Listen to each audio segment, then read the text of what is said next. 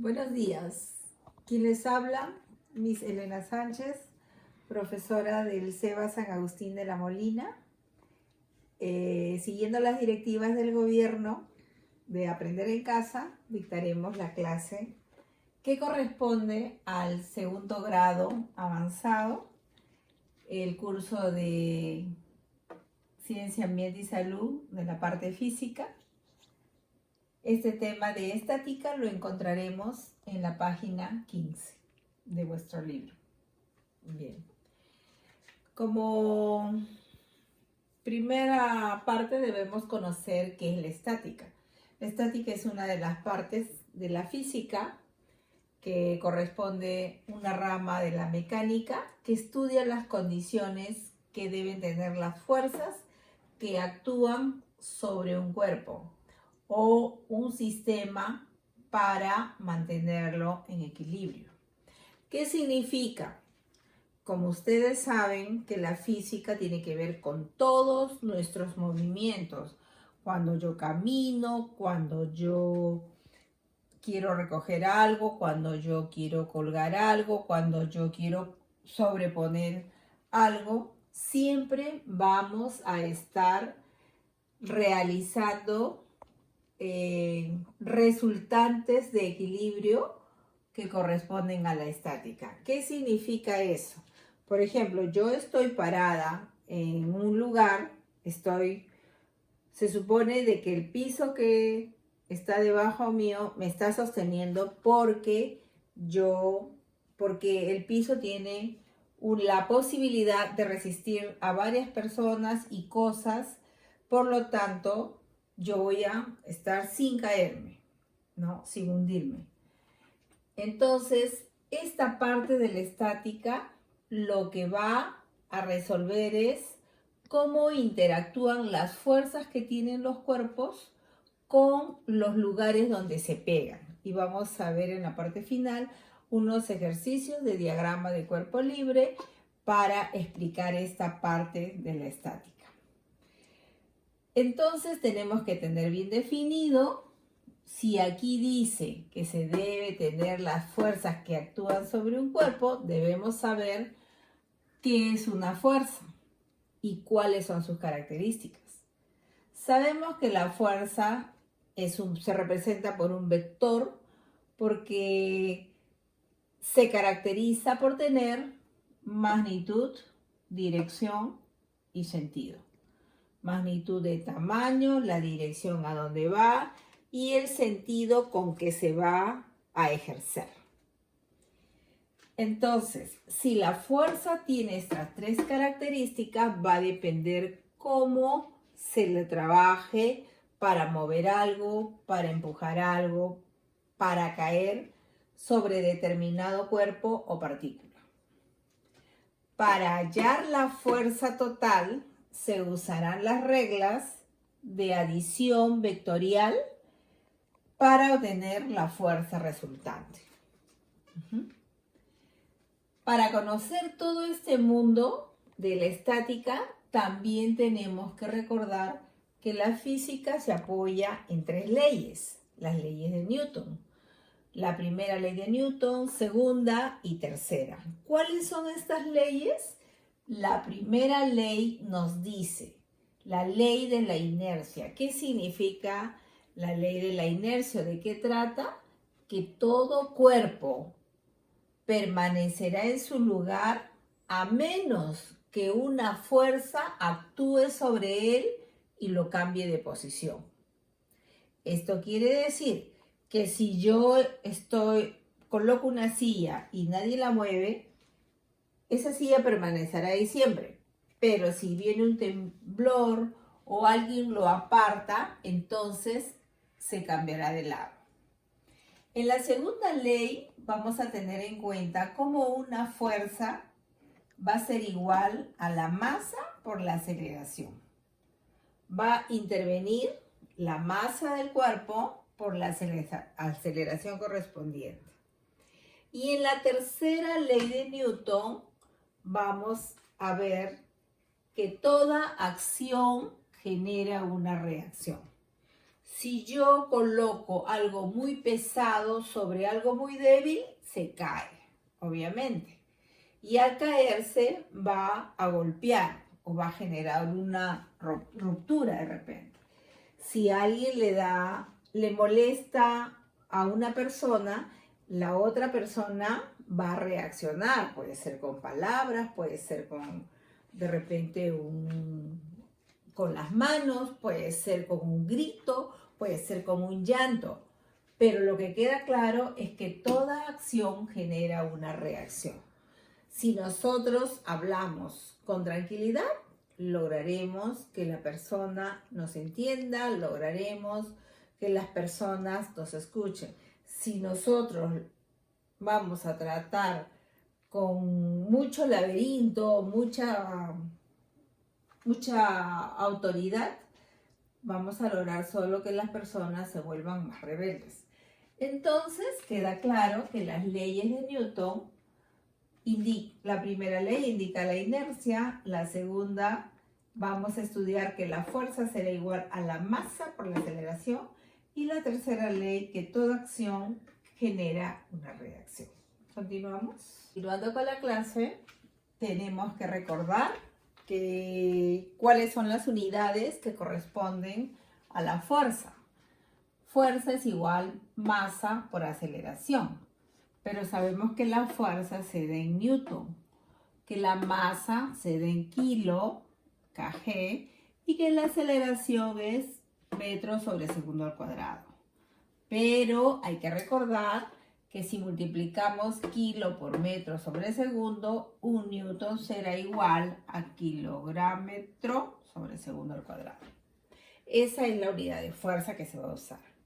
También recordaremos que para que haya equilibrio, la fuerza que va del punto A al punto B debe ser igual a la fuerza que va de punto B al punto A. Ahora explicaremos qué es el momento de una fuerza respecto a un punto. ¿El momento es una fuerza? Sí, pero es una forma de la fuerza. Recordemos que acá dice, momento de una fuerza respecto a un punto. Vamos a suponer que esto es una puerta que tiene sus bisagras y acá está su manija. Entonces, hay que recordar que para que se dé el momento, es muy importante la magnitud, el tamaño de la fuerza y la dirección. Pero también la posición en que se va a ejercer la fuerza. Entonces yo les pregunto, la manija está en el punto A. El punto B es el centro de la puerta y el punto C es el filo donde están las bisagras.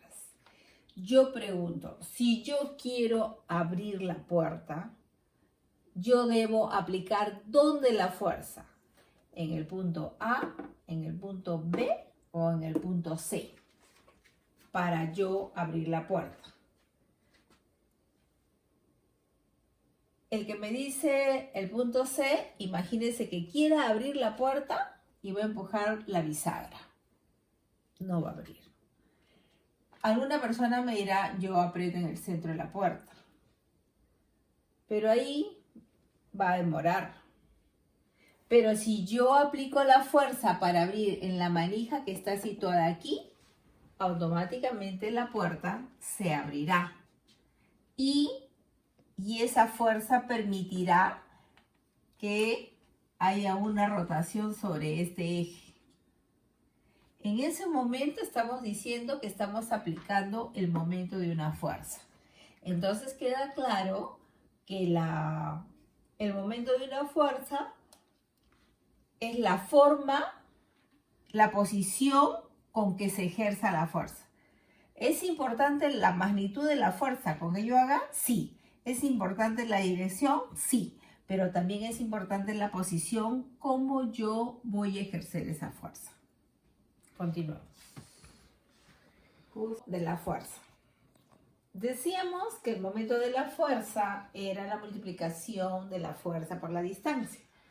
Y también que era una magnitud vectorial. Por ello tiene dirección y tiene sentido. Aquí está la fórmula. El momento es igual a la sumatoria de toda la fuerza multiplicada por la distancia. Y aquí tenemos el gráfico donde la fuerza actúa de abajo hacia arriba sobre este eje y va a permitir que haya un giro. Este eje va a girar más cuando esta fuerza sea mayor. Si la fuerza es más grande, tiene mayor tendencia a rotar sobre el eje. Por lo tanto, queda claro que mientras esta fuerza sea más grande, aquí va a ver con mayor rapidez, va a girar. Recordemos que por esta fórmula, fuerza es newton y D es metros, distancia es metros. Por lo tanto, la unidad del momento sería newton metro. Continuamos. Vamos a ver varios casos de cómo se da el momento de una fuerza. El primer caso, vamos a tener aquí un punto fijo, aquí hay una distancia y vamos a hacer que hay una fuerza que impacte de la derecha hacia la izquierda para chocarse con la distancia. Si sucede esto, el momento va a ser cero. ¿Por qué? Porque la fuerza puede tener 80 newton, pero como choca así, no mueve el vector de la distancia. Entonces, 80 por 0, 0. Primer caso, el momento va a ser 0 porque la fuerza que se desplaza no ejerce ninguna variación del recorrido. En el segundo caso tenemos un punto fijo, tenemos una distancia y tenemos que una fuerza viene de abajo hacia arriba. Y cuando choca con este brazo de palanca, sí va a tener, por ejemplo, D tiene un valor la distancia que será 30 centímetros, la fuerza que sea, no sé, 80 newton, sí hay desplazamiento. Por lo tanto, en este caso, el momento es positivo y se multiplica la fuerza por la distancia. En el tercer caso de hallar el momento, sucede que acá hay un punto fijo, hay una distancia y la fuerza viene de arriba hacia abajo sobre el punto. Aquí va a ser negativo. ¿Por qué? ¿Por qué ese resultado va a ser negativo? Porque viene de arriba hacia abajo. Y al hacer hacia abajo, está aplicando su ley que el momento es negativo. En el cuarto caso hay el punto fijo, hay la distancia y viene en forma inclinada la fuerza de abajo hacia arriba. Este momento va a ser dividido.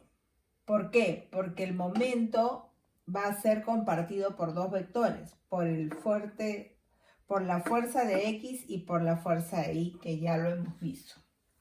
Entonces acá tenemos dos casos negativos. El tercer caso,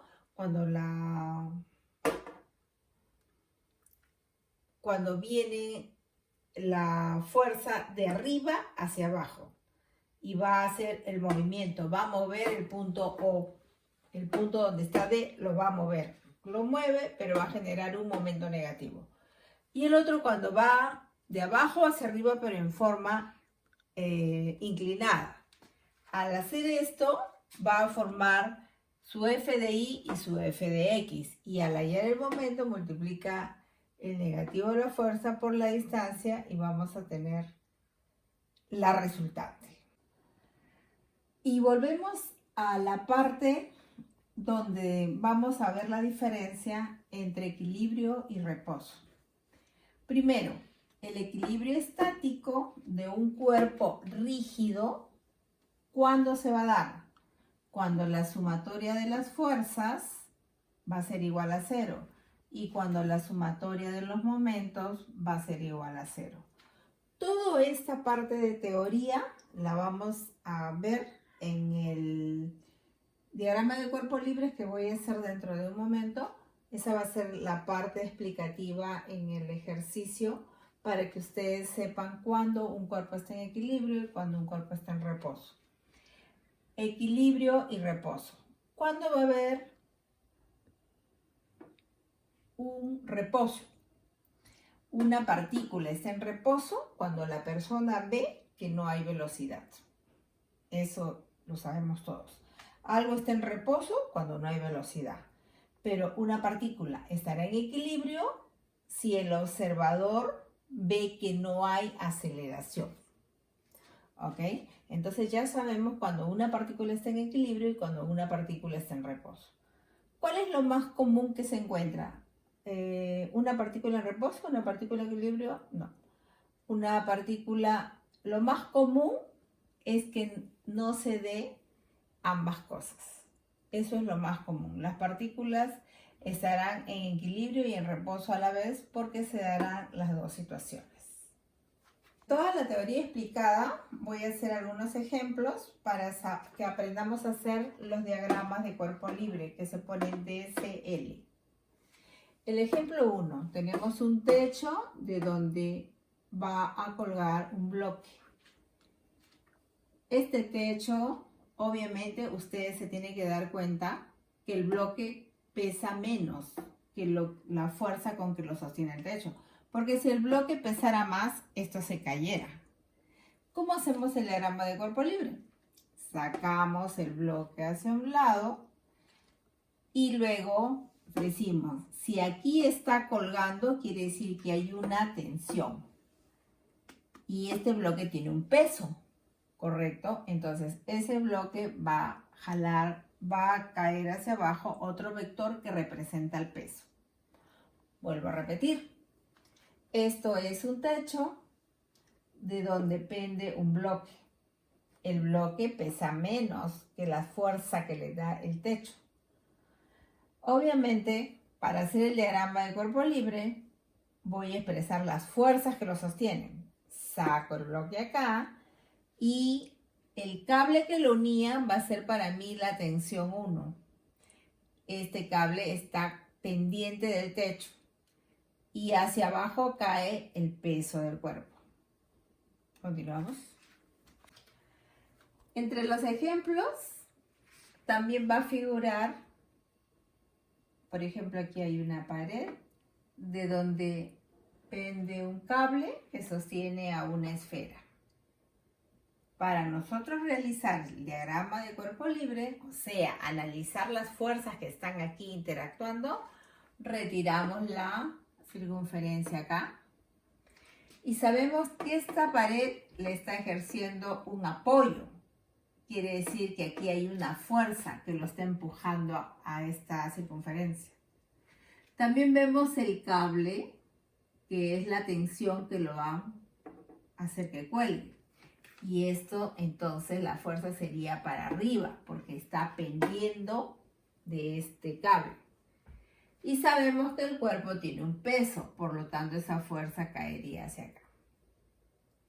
Entonces, a diferencia del primer caso que tenía dos fuerzas que hacían el equilibrio, acá tiene tres. Uno es la fuerza que la pared lo empuja, el otro es la tensión, o sea, de donde está colgando, y el último es el peso que tiene el cuerpo.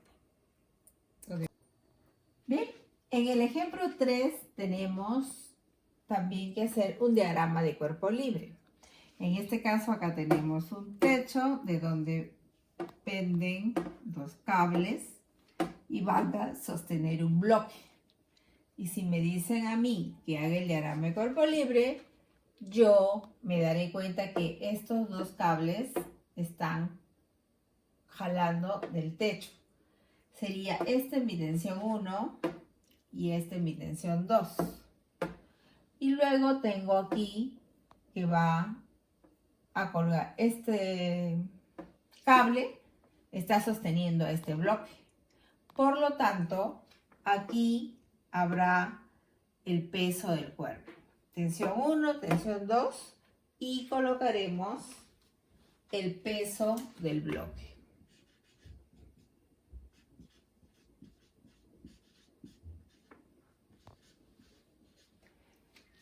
Entonces, En mi diagrama de cuerpo libre va a haber tres fuerzas, que para que haya equilibrio, tanto la tensión 1 como la tensión 2 tendrán que ser equivalentes al peso del bloque. Esto hace de que haya un equilibrio.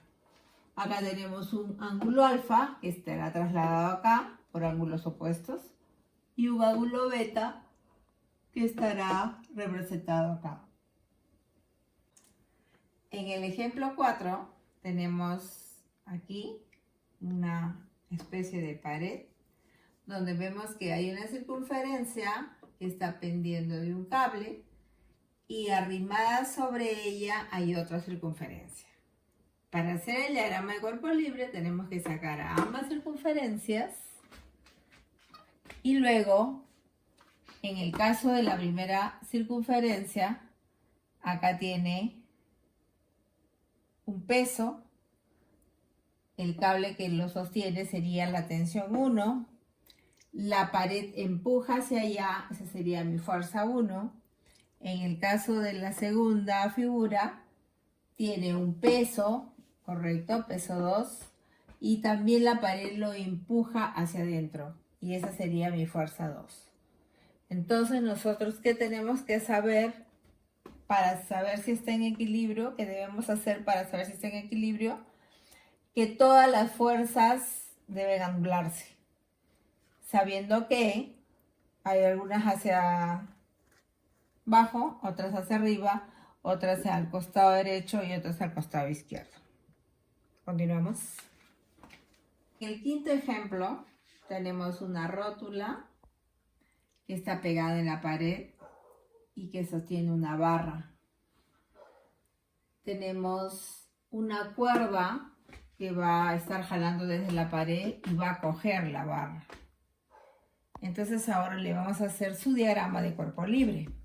Saco la barra hacia afuera y voy a tener que la cuerda va a ser reemplazado por la tensión 1, porque desde ahí estaba colgando.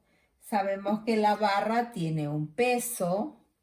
Sabemos que la rótula va a dar dos fuerzas, porque de acá tenemos que sacar una resultante, la fuerza que cae en X y la fuerza que cae en Y. Acá por eso le he puesto R2 y R1. ¿Bien? Todos los ejercicios que he explicado hasta el momento, todos los ejemplos, son para hacer el diagrama de cuerpo libre, de la estática, para saber cuándo algo está en equilibrio, cuándo está en reposo. Son sumamente fáciles y los ejercicios que ustedes realizarán de su libro serán muy parecidos. Lo único que ustedes tienen que saber como truquito es de dónde está colgando, cuál es el peso, y habrán dos fuerzas cuando haya este tipo de rótula, por ejemplo, donde hay algo fijo y va a jalar. Pero después lo demás es muy sencillo. Hasta aquí hemos hecho explicación qué es la estática, hemos hablado de cuando un cuerpo está en equilibrio, cuando es en reposo, hemos hablado de los momentos que tiene una fuerza, hemos hablado que es una magnitud vectorial, hemos hablado de que hay unidades que corresponden al momento y unidades que corresponden a la fuerza. La fuerza sabemos que se da en Newton y los momentos se dan en Newton por metro. Y para poder resolver en adelante los problemas, primero tenemos que saber hacer los diagramas de cuerpo libre, porque sabemos de que hay cuerpos que están en reposo, hay cuerpos que están en equilibrio, y esto tiene que ver con la velocidad y la aceleración del mismo. Los ejercicios que se va a indicar tienen que ver con el diagrama de cuerpo libre. Entonces ustedes van a mirar bien los ejemplos aquí y les va a servir de base para resolver los mismos. Bien, espero que la clase haya sido de su agrado. El curso de física no es difícil porque es nuestra vida diaria. Aquí hemos aprendido que las cosas para estar en equilibrio tienen que ser sumatorias iguales de fuerzas, y Si hubiera alguna pregunta y o sugerencia, las páginas virtuales del colegio estarán para recibir sus sugerencias. Además, la tarea que se va a dejar aquí, que no es un ejercicio matemático para sacar un resultado. Acá simplemente vamos a hacer los diagramas de cuerpo libre. O sea, ustedes tienen que buscar reemplazar en la figura cuáles son las tensiones, cuáles son el peso del cuerpo o cómo se bifurca la fuerza. Estarán estos ejercicios indicados a través de las páginas virtuales del colegio. Bien, espero que haya sido de su agrado la clase y será hasta la próxima.